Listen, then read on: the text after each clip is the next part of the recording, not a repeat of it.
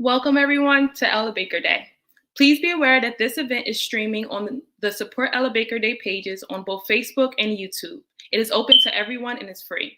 If you would like closed captioning, please switch over to the Facebook page where closed captioning is available. First, I'm going to turn it over to Dean LaFleur, Dean of School of Arts and Sciences at Manhattanville College, for some brief opening remarks. Dean LaFleur. Good evening. I'm Rebecca LaFleur, Interim Dean of the School of Arts and Sciences at Manhattanville College. On behalf of the college, I'm pleased to welcome you to Ella Baker Day. This year marks the 10th anniversary of Ella Baker Day, created to recognize the contributions of civil rights activist Ella Baker, as well as draw attention to the ongoing value of community organizing and roles that women and people of color have played in the United States. Manhattanville has been a proud host of Ella Baker Day for the past 5 years, and we are pleased that you have joined us tonight. Ella Baker's work remains vitally important, and I hope you find tonight's event inspiring and educational. I encourage you to go to supportellabakerday.com to learn more about Ella Baker and Ella Baker Day, as well as to explore their extensive resources about anti-racism, Black studies, and social justice. There are also many resources about concrete actions you can take in your own community to support these efforts. I would like to thank sociology faculty Elizabeth Cherry, Eric Slater, Hephzibah Strimmitt-Paul, and Beth Williford for coordinating this event. Thanks also to student Amina Sabree, who is serving as tonight's MC, and Emcee Uben, who has put in great work on this event. Tonight, we have the pleasure of hearing from Dr. Patricia Parker, Chair of the Department of Communication at the University of North Carolina at Chapel Hill. Dr. Parker's research is community-based and focused on social justice. It is driven by questions about identity, belonging, and the discourses that influence whether and how people have the capacity to engage each other's humanity. She's interested in understanding the communication processes that can block or fuel that capacity in a particular community or organization, especially where there is unequal power and other forms of difference, and then build on that knowledge to catalyze social justice. Dr. Parker is the author of 2 books and dozens of articles and book chapters exploring the intersections of race, gender, leadership, and power. In 2007, Dr. Parker founded the Ella Baker Women's Center for Leadership and Community Activism, a community-based not-for-profit supporting girls and women's leadership development. Her latest book, Ella Baker's Catalytic Leadership, is based on the lessons learned from the center's first 6 years of organizing in the spirit of Ella Baker. Please join me in welcoming Dr. Parker to Manhattanville. Dr. Parker, thank you for joining us this evening and sharing your insights.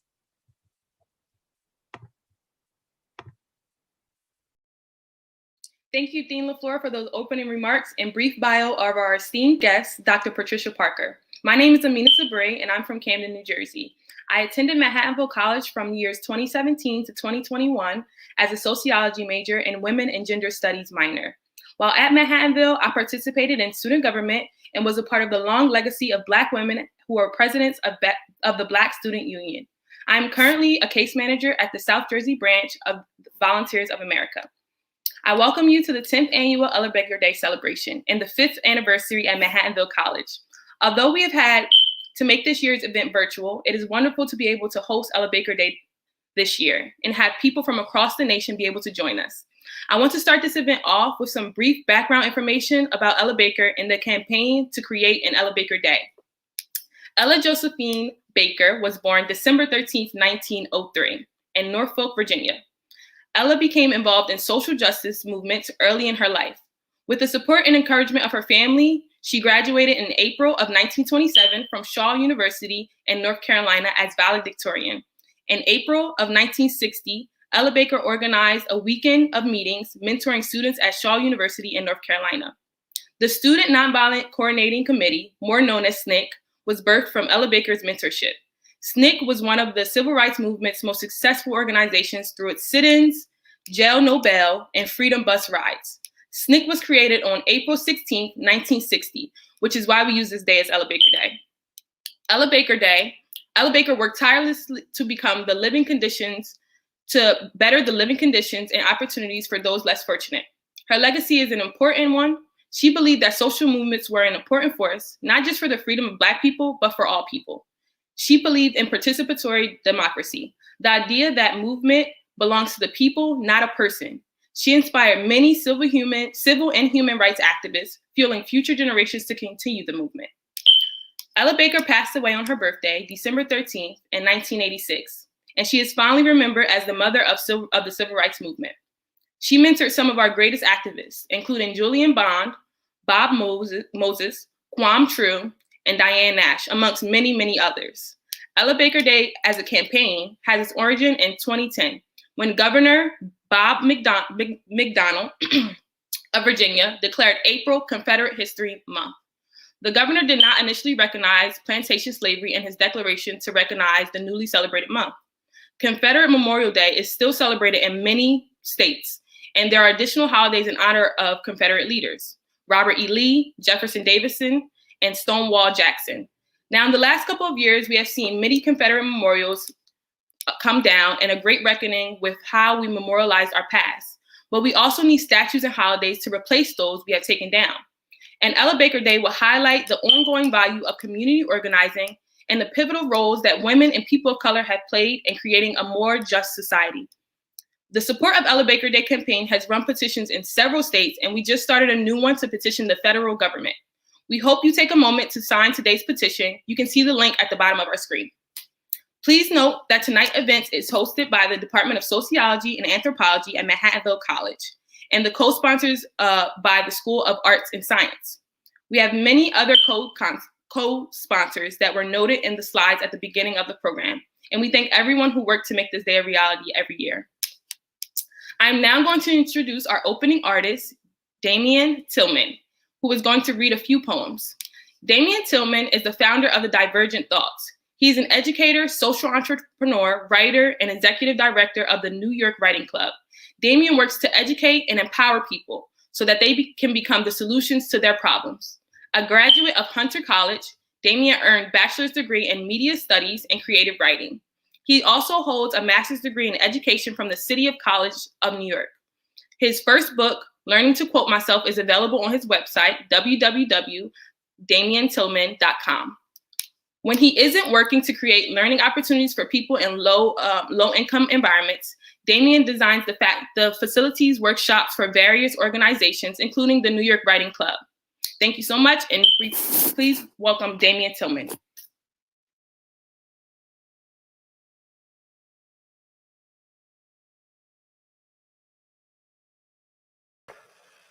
Hello, everyone. Thank you very much, Amina, for that beautiful introduction. I'll be reading a few poems from my book, Learning to Quote Myself. As they mentioned, it's available on my website, damientillman.com. I hope you enjoy it. Also, this is a perfect time to take a water break, a bathroom break, because what's coming after this is going to be very exciting. I'm going to start with a poem called Countermeasures.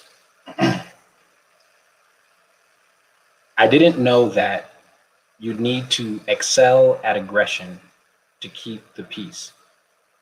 That makes me question if you've ever understood your role. Maybe I misunderstood your role. The fear you wear is sheepskin, but remarkably thin and see-through for a wolf. You fail at hiding. Your intention is in plain sight. The problem with sensitive triggers is they tend to zip my existence. Your Justice League has no heroes. Heroes fear for the lives of others. You have a belt like Batman's. There's utility in a gun, bullets, taser, mace, nightstick, flashlight, radio, batteries, gloves, pen, pencil, pad, cuffs, and knife. You're prepared for everything. Options are as limited as you think they are. Thank you.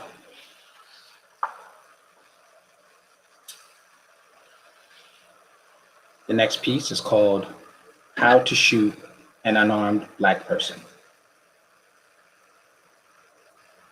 Many times. Thank you.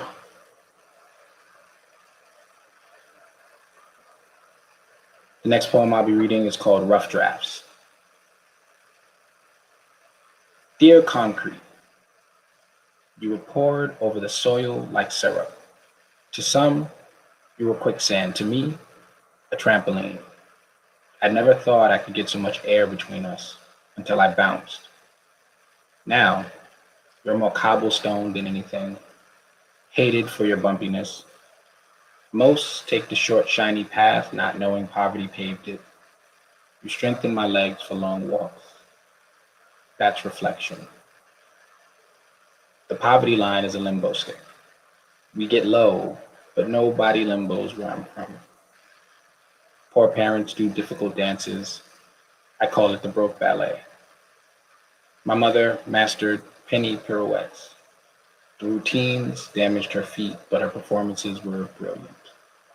We'd cringe every time we heard a creak when she bent. I learned that the pressure of being someone else's world will burst you. She was my world. She wants the best for everyone.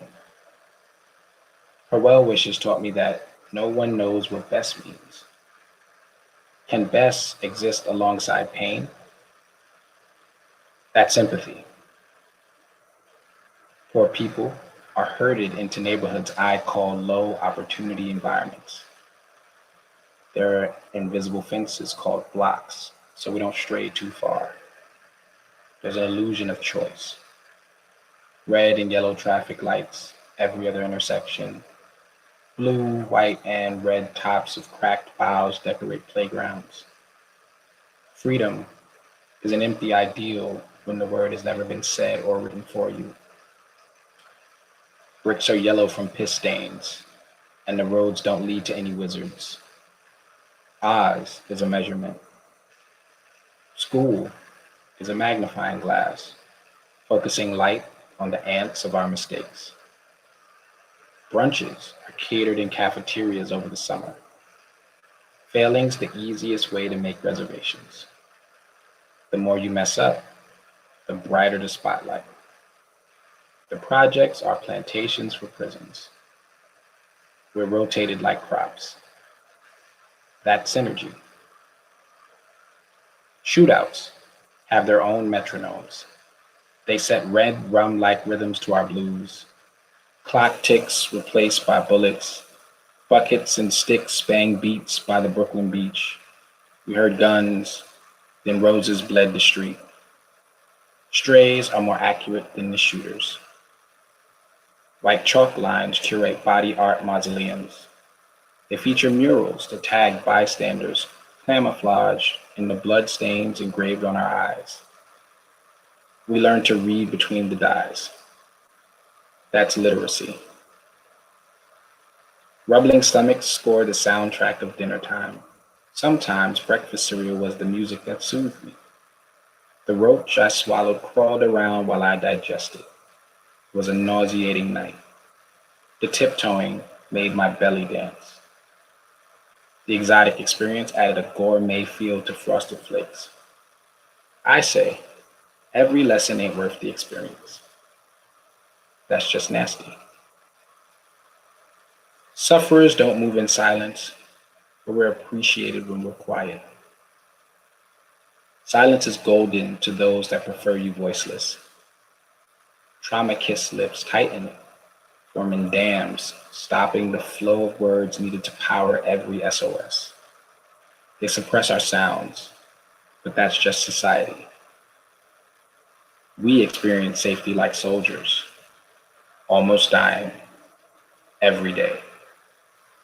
Sincerely, the boy who liked to bounce on his bed. Thank you. My final poem is a lesson on creative play. Thinking is a sport. What if Mario could search any of the 8 worlds for Princess Toadstool, but he could only choose 4 worlds before King Koopa threw her into the lava? The suspense would kill one of them. Real challenges remove the guarantee of success. I like reimagining rules. The Thundercats fled their dying planet and crash landed on Third Earth. They built a base, searched for rare resources to power their technology, and offered the natives protection in exchange for mining and resources. Protection, not training so they could defend themselves, but I digress. Mumra, the oldest native, was immortal and lived in a pyramid. His body was wrapped in linen bandages like preserved North Africans. Mumra saw the Thundercats as a threat and decided to attack the leader. He lost. He was nicknamed the embodiment of evil. He couldn't sue for libel. What's a better spoil of war than history? Winners write themselves as righteous. And as soon as they do that, they become liars. If you ever smelled the New York sewer, you know that the Ninja Turtles couldn't sneak up on anyone. You ever want to call timeouts like Zach Morris? Imagine being able to stop time, discuss your options with a studio audience, and make informed decisions. How stupid did Zach Morris have to be to get caught every episode? Imagine the NBA with hockey's power plays. Would the Knicks still suck? Optimus Prime dying on that operating table in Transformers the Animated Movie felt like a World Series Game 7 full count grand slam, with me pitching. That was worse than watching Bambi for the first time in second grade. Why would anybody show that movie to children without a warning or a conversation afterwards? Tears welled up, but 7-year-old Black boys aren't allowed to cry. I digress. The Transformers missed more shots than Elmer Fudd on Saturday morning. They could fly, produce holograms, and travel through space. How hard is it to hit a robot the size of a building? Cartoons cultivated my naivete. Then reality drowned me like broken levees. They were all Decepticons. Adults did more damage to my childhood than any other misunderstanding. I'm told to grow up by the same people that lied to me. I question how they measure maturity. Thank you very much. I appreciate this opportunity to read for Ella Baker Day, the 10-year anniversary. Thank you, Damien, for those inspiring and raw words of the perspective of Black people. Now I have a treat for you guys. Tonight, I'm going to be doing 2 book giveaways. Our first book giveaway will be for Mr. Tillman. We are giving away 4 free books this evening, 2 for Dr. Patricia Parker and 2 for Mr. Tillman. Now I'll be reading the winners for Mr. Tillman's book. Our first winner, Desiree Robeldo. Our second winner, Kevin Hill.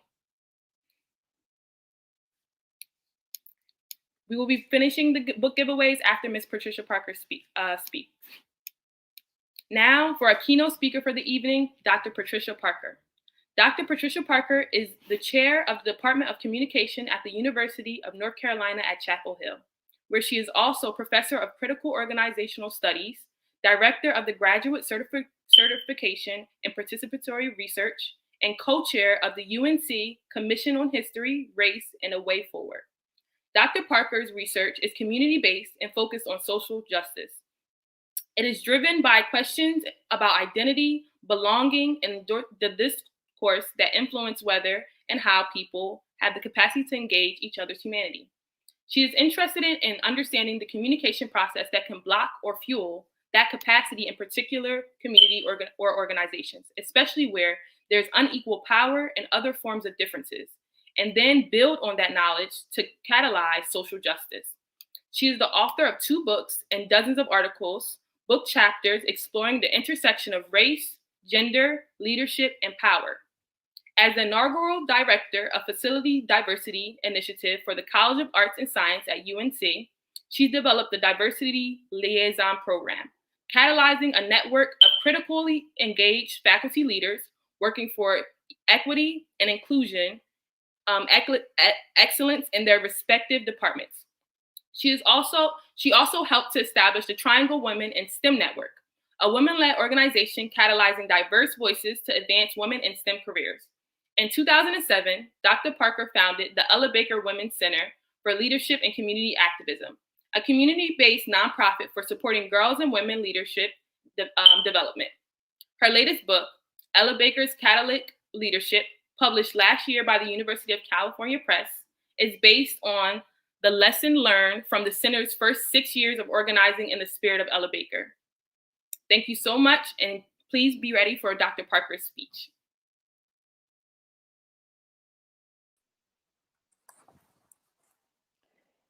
Amina, thank you so much for that warm welcome.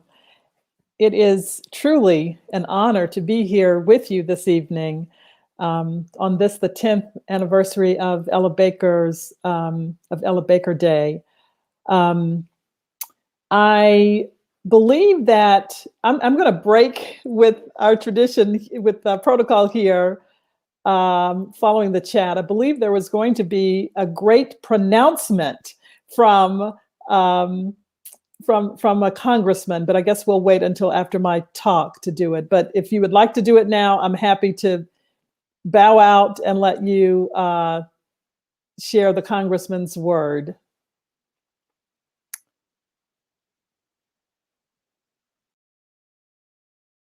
Hello, everyone. This is Congressman Adriano Espaillat, representing New York's 13th Congressional District, which includes the village of Harlem. Today, as we move forward towards reckoning with our past, we must remove statues of oppressive figures. We must really think of whom we want to honor here and today. Ellen Baker, who resided in Harlem, was a catalyst for the civil rights movement. She was a mentor to prominent activists such as John Lewis, Diane Nash, and Julian Bond, and worked with notable organizations such as the NAACP. Ellen Baker Day will recognize her as one of the nation's greatest activists. Ellen Baker's legacy is important to remind us that as individuals, we hold the power to make change. Let's remember Ellen Baker.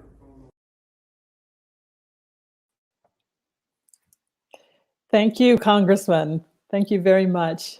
It truly is wonderful to have that endorsement from our public officials of Ella Baker Day and declaring that it's important to think very carefully about whom we honor. And truly, we are grateful for the life and legacy of Ella Baker and what she's left us with.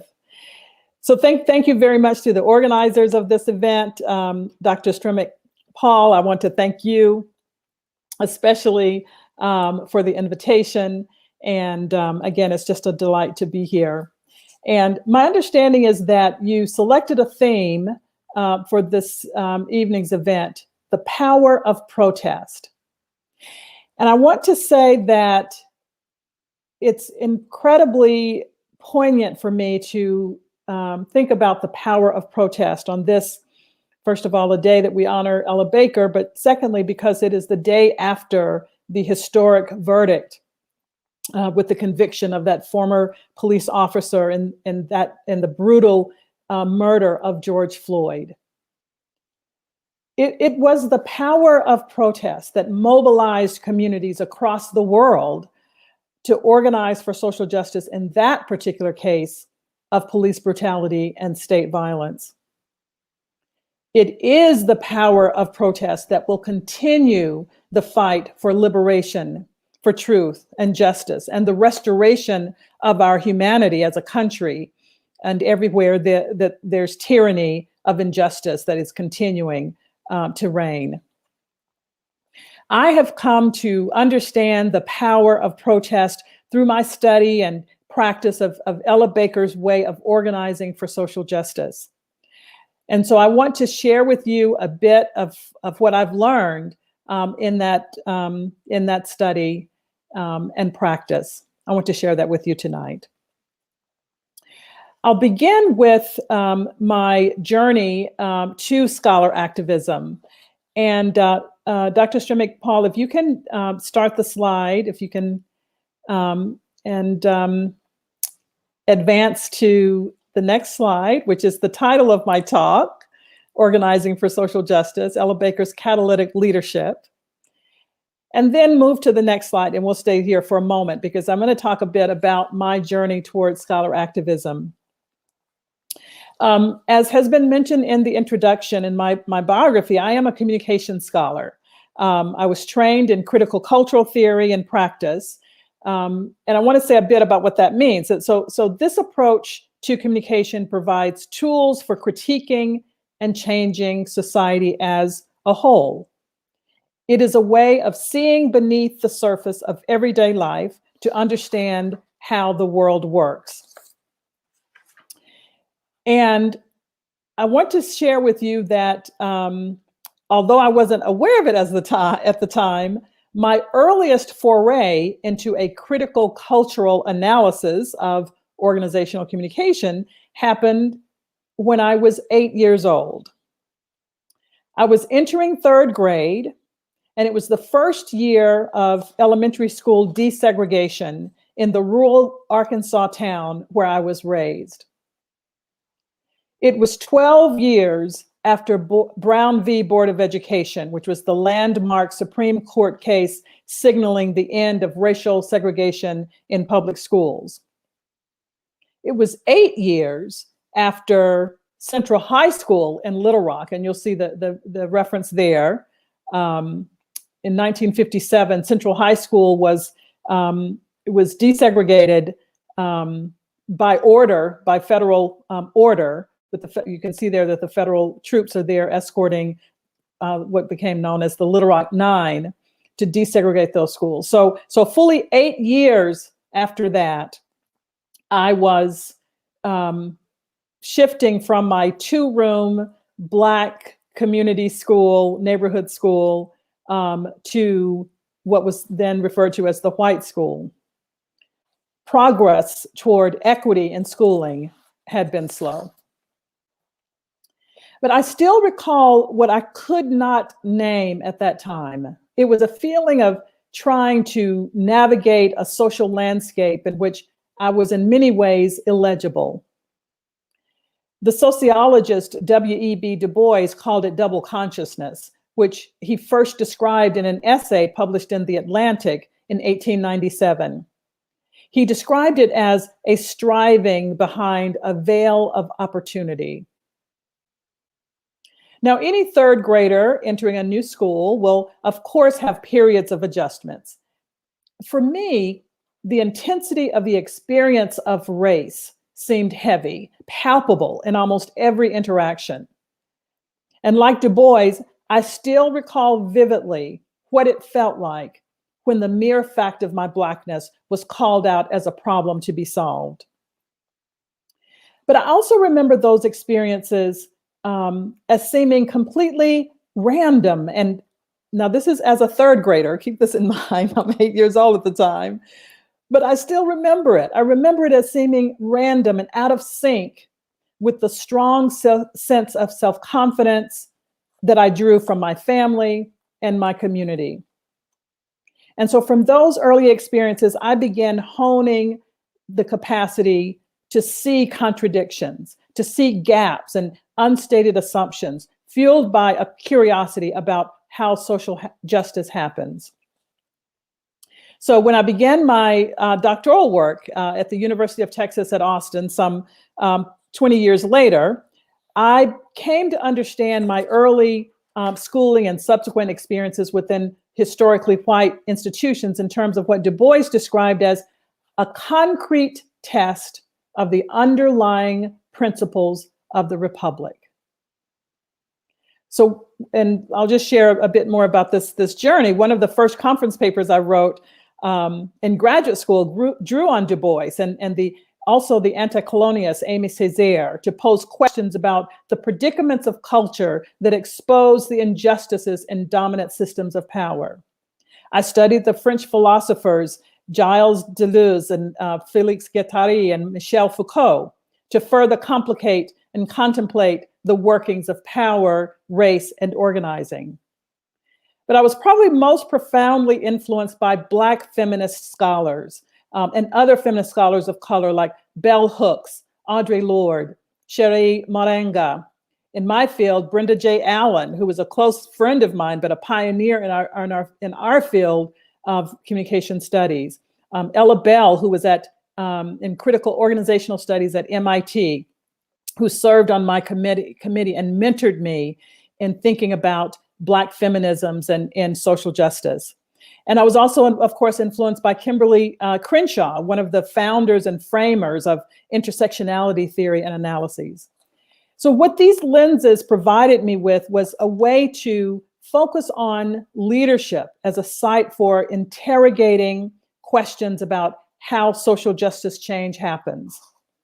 They helped me to understand that the critical function of leadership and organizing is not to provide a prescription of how to navigate a particular context, but rather it is to generate opportunities for people across contexts to see their accountability for creating a society grounded in commitments to fairness, democracy, equity, and inclusion. So I was steeped in those theories. You're hearing the language that I'm telling you that it's influencing me, and I hope that you can hear Ella Baker's thoughts and her approach ringing through these descriptions of learning how to generate opportunities for people to create, to see their accountability for creating a society that we want to live in, that's grounded in commitments to fairness, democracy, equity, and inclusion. So when I was at Texas, I decided to do my dissertation by studying African-American women executives who were in senior leadership positions across the country. And that led to my first book, as that you see here, Race, Gender, and Leadership. And that book was as I said, based on interviews I did with Black women who were senior leaders. I interviewed the people who reported to them, that worked with them, and also in some cases the people that they reported to. And I got their stories, their oral histories. And what I learned from these women is that they were profoundly influenced by being immersed in community and learning how to engage with people in communities. And many of them came from from structures of poverty that had shaped the way their identities and their thinking about belonging, and then had risen to the top of these organizations. And I started to think about these women as a carrier of a tradition of leadership in the history of African-American women's history. And so when I was an assistant professor at UNC Chapel Hill, where I now am a professor and chair of the department, I came in with this dissertation, and I committed myself to studying the history of women's leadership to make this case based on what these women had shared with me. And it was there that I discovered Ella Baker in a new way. I'd heard about Ella Baker, but I'd never studied her. And when I started to get into that history, I discovered that she embodied this tradition of Black women's leadership that's steeped in anti-racist organizing. If you'll go to the next slide, please.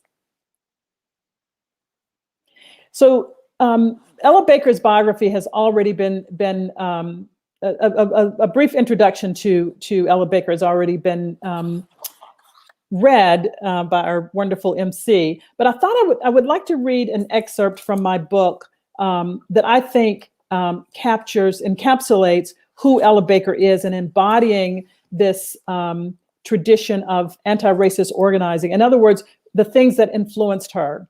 And this is from the introduction of my book, which I'll talk about more specifically later. But the very first words of the introduction is a quote from Ella Baker. And she said, "I believe that the struggle is eternal. Somebody else carries on." So as you can see, I mean, Ella Baker had this way of thinking about social justice, activism, and movement building as something that carries on from generation to generation. That's not to say that change doesn't happen. Of course, she saw sweeping change in her lifetime, but she knew that it wasn't enough. But I think it's important to understand that each of us, the way Ella Baker saw it, each of us comes to this project to see where our accountability is in movement building. And so I just want to read just a bit here from the introduction that Ella Baker's leadership as a civil rights and human rights activist spanned decades, over 5 decades, and she was a behind-the-scenes organizer, often not given the recognition that some of her contemporaries were given, who were men, including Dr. King, who was one of her contemporaries. But her legacy, as we can see with Ella Baker Day, continues to inspire generations for those of us who carry on the struggle for freedom, perhaps infusing it with new meanings given the context of our time. But for Ella Baker, the inspiration came from her childhood experiences growing up in a tight-knit Black community, only 1 generation away from the end of institutionalized slavery in the United States. As has been mentioned, she was born in Norfolk, Virginia, but she was raised from age 7 in rural Littleton, North Carolina. And this is a town where she grew up near, where both of her grandparents, both sets of her grandparents had been enslaved. And she grew up hearing their stories of struggle and suffering.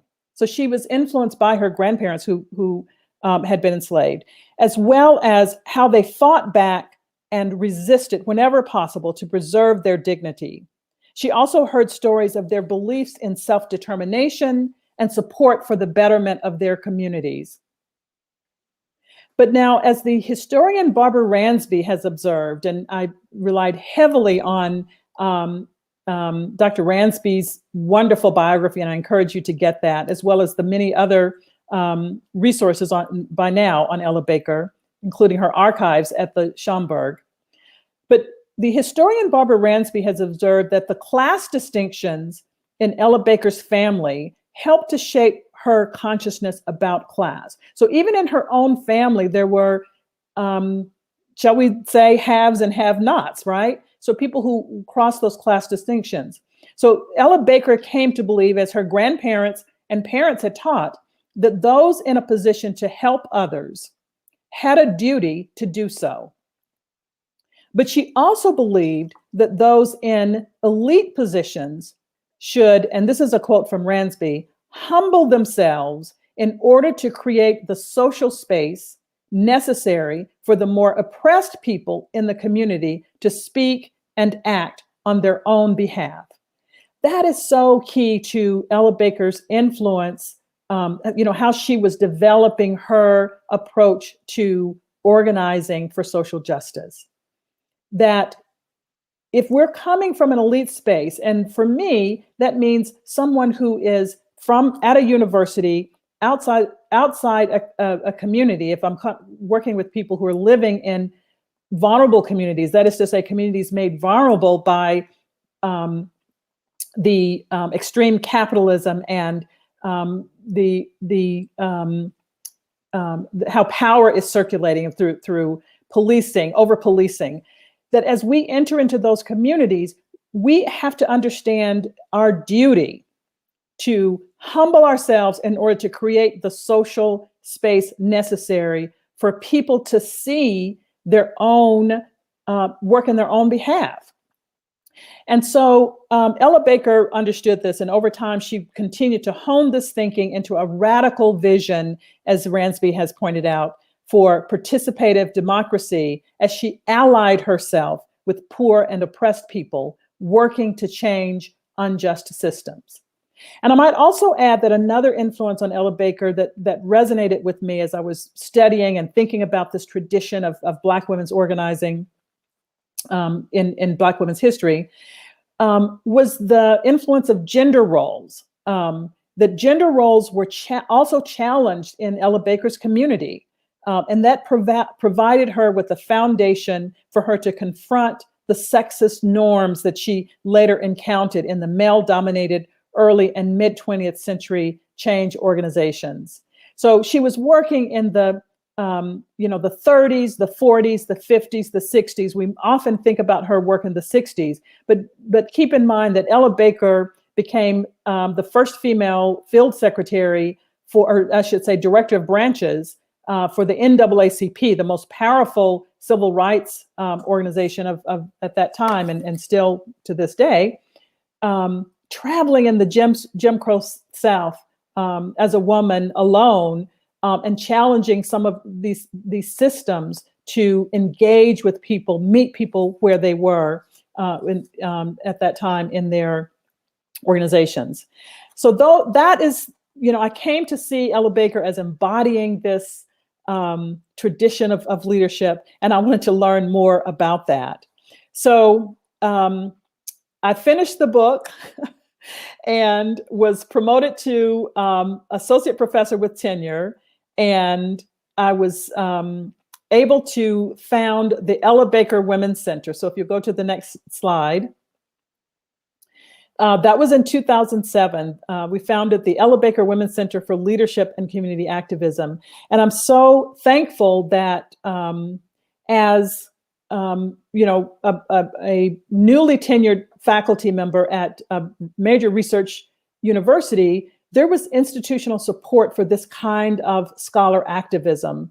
I was able to get a year off where I was studying Ella Baker and also given resources. I knew that I wanted to work in communities. I'd already been volunteering in a local neighborhood where my church was located near this neighborhood that I call in the book Regal Gardens and University Heights. I also don't name the town. I call, in the book, I refer to College Town. And this could be any town in the United States where there are historically white institutions situated in or nearby predominantly Black communities. And what is associated with that also often is gentrification, over policing, over surveillance of Black and brown bodies. And so this is no different from this neighborhood. But nevertheless, I had begun to volunteer. There was a center already in the neighborhood. And I got to know some of the parents and some of the younger children and some of the teenagers. And I wanted to think about, how is Ella Baker's legacy, how is Black women's legacy of leadership resonating among young people, everyday young people in communities? That was the question that was driving me. And so as I started to talk with some of the community leaders in the community, they said, why don't you do your program here? Because I wanted to start to test Ella Baker's approach to entering and engaging communities and creating that space of belonging. And so hence the Ella Baker Women's Center was founded. And in this picture, you will see the very first cohort in 2007. You'll also see some of the community leaders that are named in the book, pseudonames for all the girls in the book. But my students, there are two students, Joaquin Sanchez Jr. and Elisa Oseguera, who were two interns that summer in a program where I was their mentor. Stacy Craig, who's there in the back, was already working in the community as a volunteer, working for AmeriCorps. And so that was the founding of the Ella Baker Women's Center. And just very briefly, we created, in concert with the girls, we created a program in which they were learning. It became to be known the Learn, Teach, Lead approach, where they'd learn about an issue, teach others about that issue, and then lead a project, some sort of activist project based on that issue. And that spanned from the school to prison pipeline to issues that were important to them in their community. So if you go to the next slide, I want to tell you more about this. So this is, as I mentioned, the book, which was published last year, is called Ella Baker's Catalytic Leadership. And this is about our work from 2007 until 2013, the first 6 years of our work. And I've already mentioned that this is in a neighborhood in College Town. I've described that.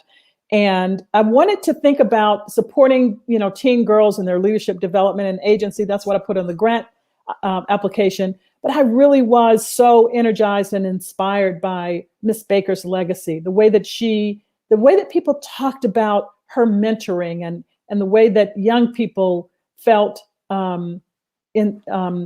empowered to take risk, and not just young people, but the people that she engaged in the Jim Crow South. Like, when we think about the way that change happened then, and even the way that change is happening now, what does it mean for someone to be immersed in a community, to understand how they are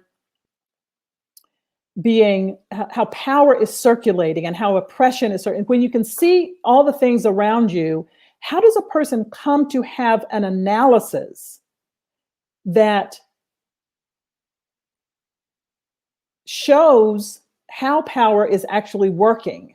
In other words, when you can have an analysis that does not lead to protest, you can have an analysis that can lead to defeat. You can have an analysis that leads to some other response.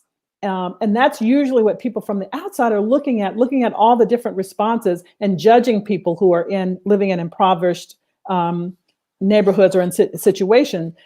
But Miss Baker had this capacity to find those seeds of the people. She always assumed that people who were living under those conditions understood how power was working, that there was someone already working to change those systems.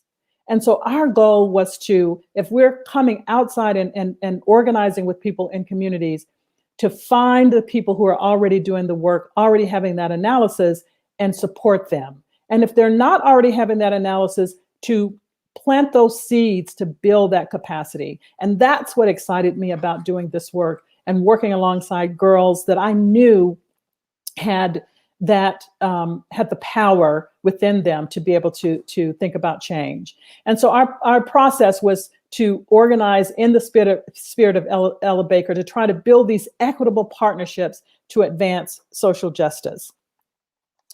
If you'll go to the next slide, please. So I define in the book, based on the first 6 years of the work that we're doing of catalytic leadership, as a concrete set of communication practices for doing social justice leadership in equitable partnership with people in communities. Oftentimes we talk about Ella Baker as this influential person. I wanted to think about, what did she do in communication? What kind of communication? How did it work? So if you go to the next slide, you can see that here's the model that I presented. So this is the first commitment. And I want to tell you that my analysis revealed that there are commitments that we have to make. There are problems that situate those commitments, and then there are communication practices that help us to engage with those problems. So the first commitment, and each chapter resonates with Ella Baker's with a quote. And this first quote: "People under the heels of oppression should be the ones leading." And this is about entering into community partnerships. And the commitment is to community power. So remember, this is Ella Baker's commitment, that this is what she attends to, is this idea that there's already the capacity, or rather the analysis in communities. We just have to seek it and to help to build that community power. And that means that we join in creating these spaces for voice. And there are often obstacles to community expertise in defining problems and co-constructing any interventions. And so our goal is to have the kinds of critical communication capacities that allow us to develop voice. I am at a research-born university in the South, and it is an historical white university. And oftentimes, the students that I'm working with who take my classes or who are involved in the center when we do as volunteers often are white students. Many of them come from backgrounds of privilege, not all, but some do. And this first commitment in terms of communication practices of having this critical self-reflexivity to question our roles, to check our privilege. And I have to tell you that I've shared with you my background. I am someone who came from the rural South, born into an impoverished economic situation. And so I felt that I had at least some semblance of connection to the girls that I was engaging with. But the fact of the matter is, being steeped in historically white universities and institutions brings a sort of stance that is recognizable to people who are living through these oppressive systems every day, and myself living through those oppressive systems, a different version of it, but still living through that. And so this idea of critical self-reflexivity is so important. And one of the key communication processes that we learned was this idea of radical listening. Just checking ourselves, listening for intentionality toward acting together. If a girl does not show up for a meeting that we had planned and having the capacity to listen for those structures that surround that decision, to think about all the complexity that people bring to the work. That is something that I've seen missing as I've observed other examples of engagement, is that capacity for radical listening, for listening for people's capacity to show up in the work. If you go to the next slide, I want to just go quickly through the other two commitments and then give you a brief example. The second commitment stems from what Ms. Baker referred to as thinking in radical terms. And this is about creating those participative space. If entering is about, making sure that we're going to have voice and having our own intentionality, having voice, creating the space for people to learn about activism together is around thinking in these radical terms. And for Ms. Baker, this was this tenacious attention to group-centered leadership. And this is, the problem of hierarchical difference. We all sort of get used to hearing ourselves speak, so facilitators understand this. People who do facilitative communication understand that you create a meeting space where everyone can have their voice, but it goes beyond that. As I mentioned, radical listening is important for creating this free space. One of the most important things that we learned was, for example, girls just need a place to see themselves think out loud. They also need, these particular girls talked about needing to feel validated in a space, because there are so many spaces at school, sometimes at home, and the street as they're walking home from school, so many places where they're seen as wrong. And so having a place where you can just be who you are and be affirmed as who you are is an important proposition. And so creating those spaces and then networking. The girls that we worked with, we network with other youth who are doing activist work so that you can see what is possible. All right, next slide, please. Then the final commitment is exposing the workings of structural power. And this is probably one of the most quoted, often quoted sayings from Ms. Baker: strong people don't need strong leaders.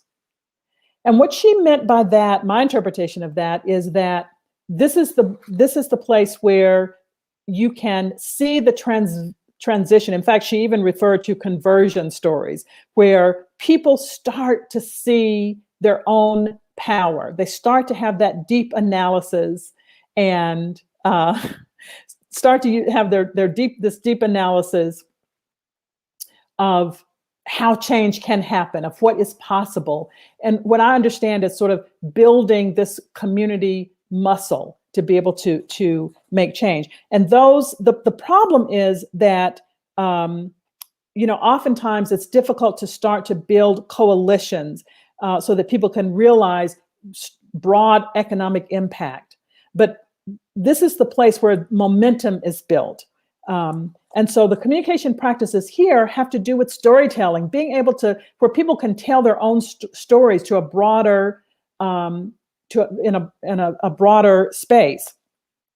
There's a model that I use often in our work that is, it's grounded in critical pedagogy, but it's called Storytelling for Social Justice. This is a model that was created at Columbia University. Leanne Bell, who is a professor at Columbia, and worked with my good friend Kayhan Irani and some other artists to develop this model that takes us through this idea of storytelling for social justice, that the stock stories that are told about communities can circulate. I mean, they circulate in the monuments, whom we honor, for example. Those are the stock stories of a dominant culture. But we know that there are resistance stories. There are counter narratives to those stories that exist in communities. And so this commitment is about exposing the workings of the dominant narrative by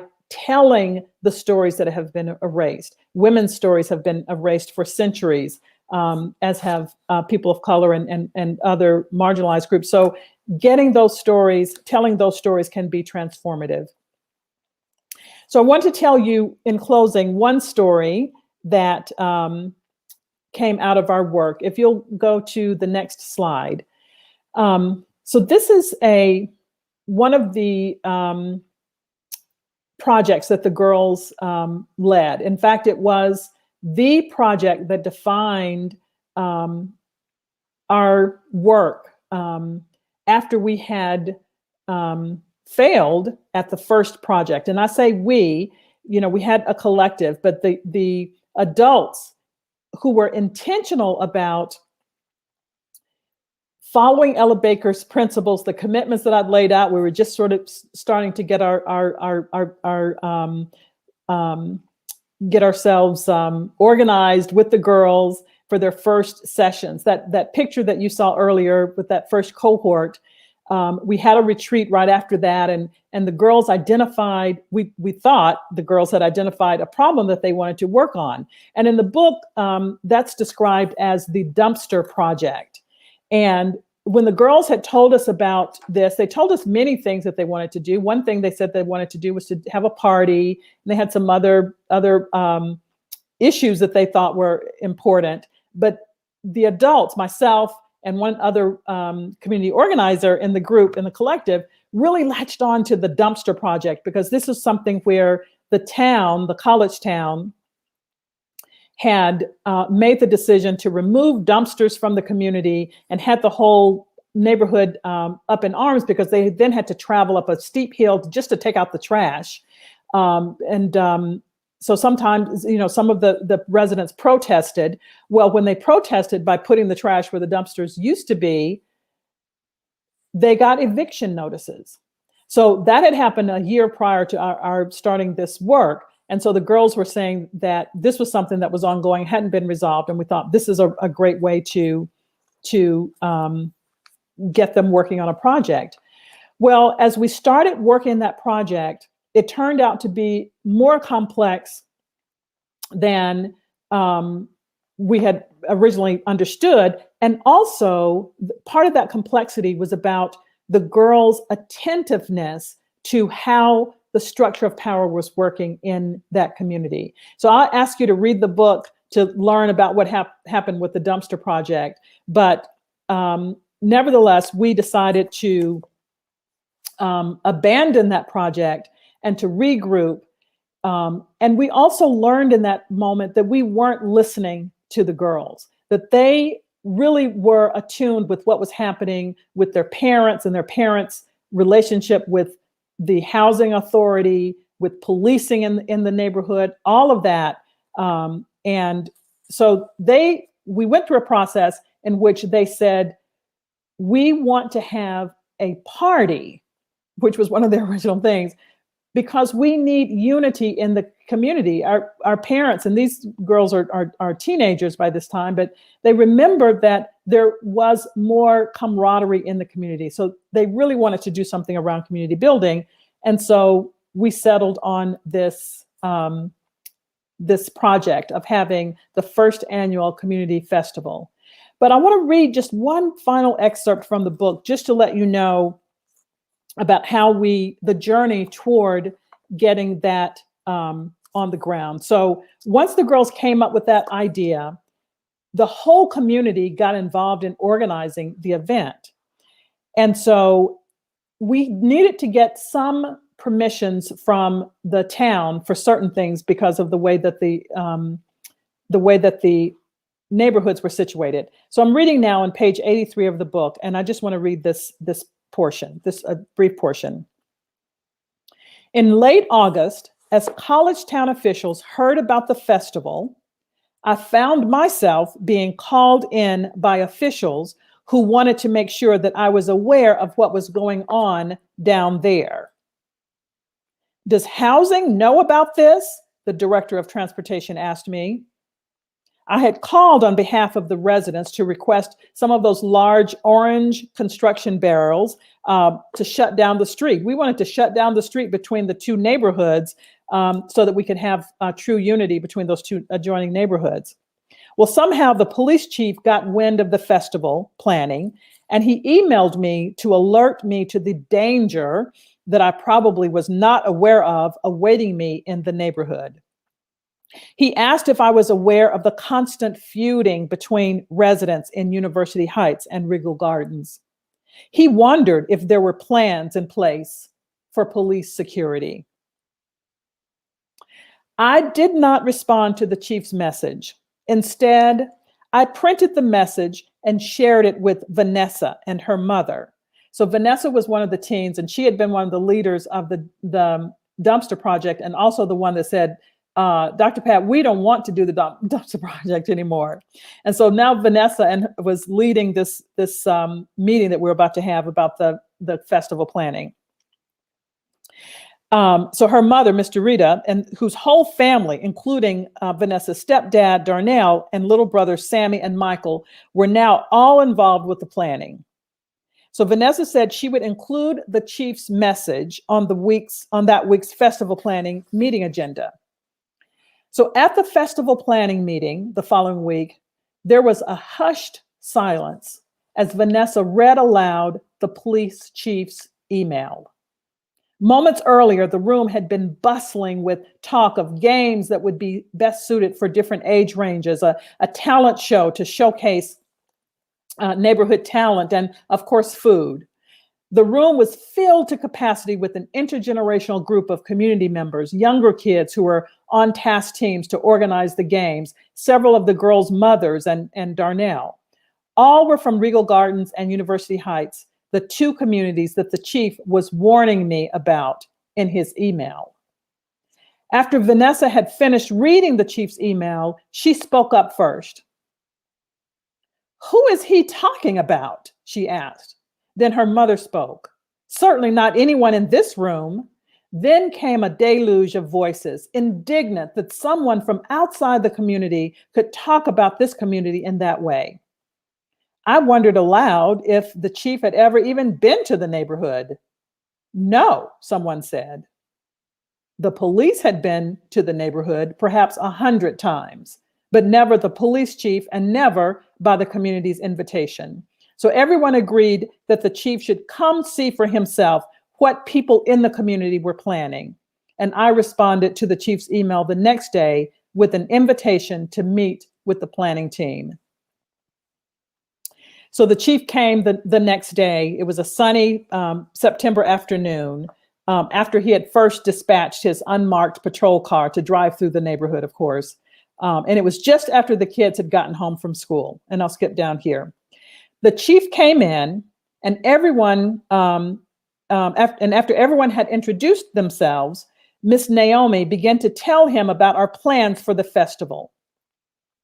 As the chief stood before us, his gun protruded from his holster. 7-year-old Mani was standing beside him. And she suddenly looked up at him and asked, "Why do you have a gun?" I think he said something about it being part of his uniform or something like that. But it was a statement that did some work in that moment. My sense was that the gun was out of place. This was a neighborhood, a community, a place different from what the police chief had probably imagined. After that, the police chief walked the neighborhood with the group, with Mani leading the way up the hill to the place where we would stage the festival. At that point, the chief had become a part of the planning. He suggested ways to set up the various sites of the games and understood finally that this was something the community wanted. To be sure, this was a momentary victory. The police chief was part of the process and participated in the creation of a different narrative about the community. But this is not what this story is primarily about. This story is about a route for communities to see their own power, even if it's momentary. It's about building community muscle memory. So I shared that story, and as you can see that sweet scene there where the girls, neither one of those is Mani, but it was a very successful event, and we ended up having, the community had it for 5 years until a transition happened in the community where the whole community was shut down. But for the next 4 years, there was an annual community festival each year. So if you go to the next slide, I'm going to stop there and just to say that I just wanted to give you a sense of my experience of organizing in the spirit of Ella Baker. And I'm still learning about what it means, but every day I'm inspired by thinking about this power of thinking about building community power and my own accountability in creating this, the helping to create roots toward accountability in social justice organizing. So thank you very much for your attention, and I'm happy to answer questions. If you want to go to the next slide, I do want to highlight a few resources. I've already mentioned Barbara Ransby's book, but there's also Charles Payne's wonderful book. I've got the Light of Freedom, which is about the Mississippi organizing tradition. And then the center image there is the Ella Baker marker in Littleton, North Carolina, and the Ella Baker Educational Project of North Carolina hosts its own Ella Baker Day, and I'd love for you to support that organization as well. Thank you very much. It's a pleasure to be able to speak with you.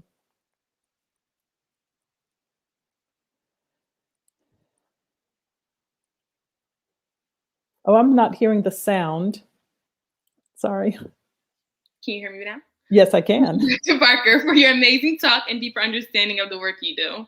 Your strong commitment to education and community-led organizing reminded me of a quote by Ella Baker. That quote reads, "Give light and people will find the way." Dr. Parker, you are certainly a light, and not only your community, but to women and people around the country. Thank you. Thank you. I also would like to thank Congressman Adriano for his words of admiration for Ella Baker as well. Now we will be finishing our book giveaway. Our lucky winners of Dr. Parker's books is, first, Francesca Letty. Our second winner is Crystal Collin. All right. I believe we have a few minutes for questions and answers. Please post your questions and comments in the box below, and we'll read them momentarily. Since you guys have been such a wonderful audience interacting with us through both Facebook and YouTube, I'll now be giving away an Ella Baker Day t-shirt. The t-shirt quotes, you may not be able to see it, but I'm wearing one. The quote reads, "This may only be a dream of mine, but I think it will be made real." And the winner for that t-shirt is Marion Huggins. Now we will go to you guys' questions and comments that you've been sending in, and we will get that started.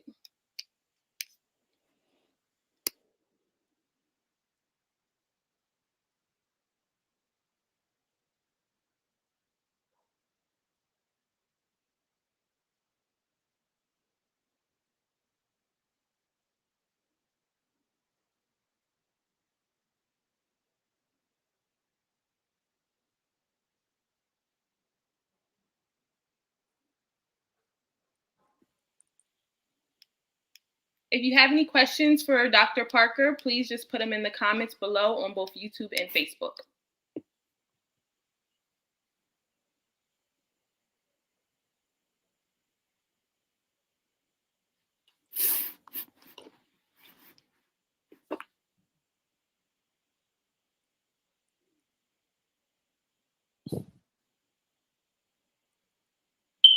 So our first question that we have is coming up at the bottom of the screen. I believe it's for you, Dr. Parker.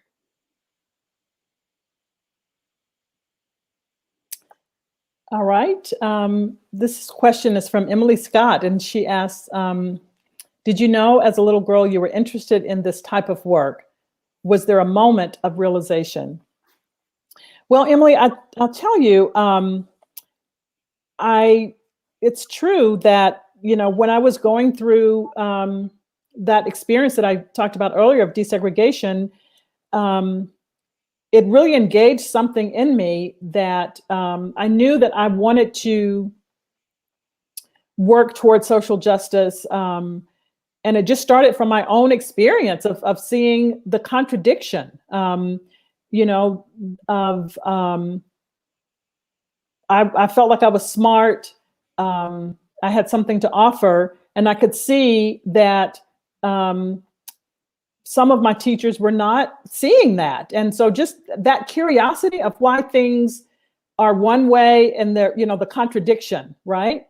So I'll say that another thing that influenced me was being the youngest of 13 in rural Arkansas. I was inspired. By the time I had was going through that integration, I already had an older sister who was in college, and some of my peers who were at the white kids didn't have such. There was a lot of poverty all the way around, white and black.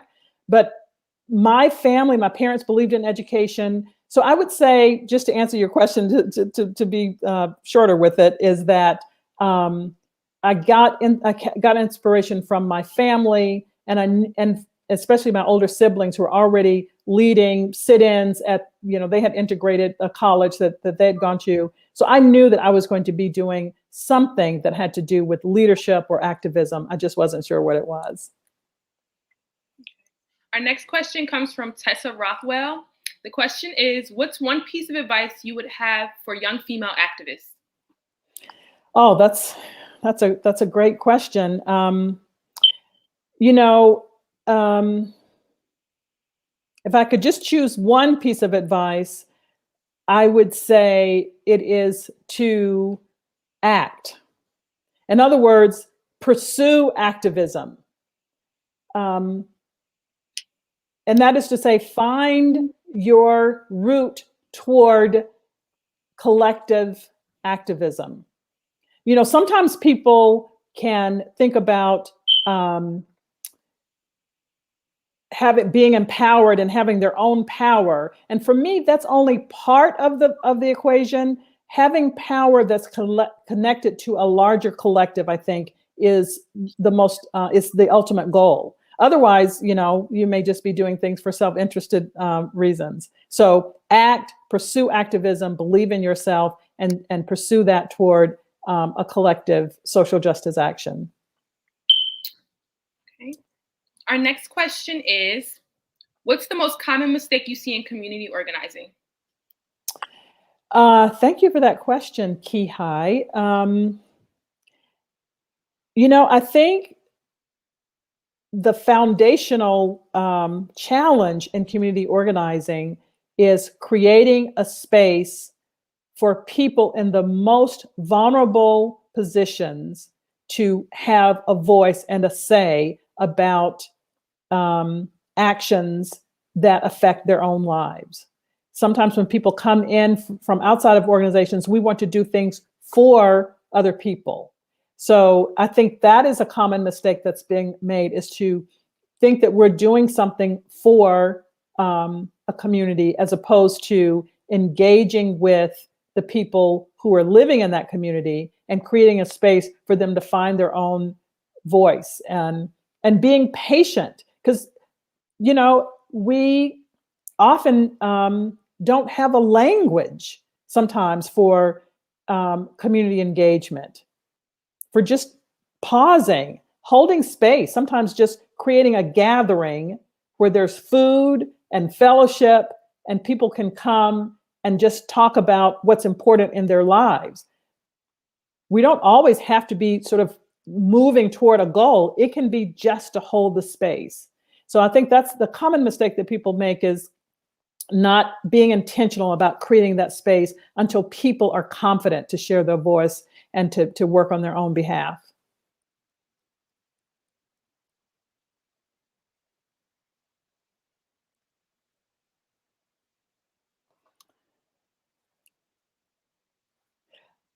All right.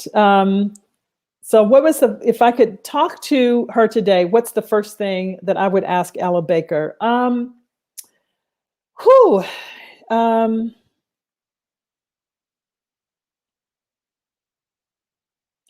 think I would ask her about self-care as an activist. There's a chapter in my book, in fact, it's the next to the last chapter, that is subtitled Rewriting Ella Baker's Daybook. She was a phenomenal organizer and prolific in her organizing in terms of going to all the different communities. And if you look at her daybook, you wonder how it was even possible for her to do that. And sometimes I think about that in my own life in terms of the things that I take on. And so I would want to hear from her how she understood self-care as an activist, how she nourished herself, how she how she renewed herself to fight another day, to stay engaged in the struggle. I have some speculations in the book, and you're welcome to read about that. And one of them is connecting with people that you know are going to nourish you. And she had so many friends in this work all over the world, really.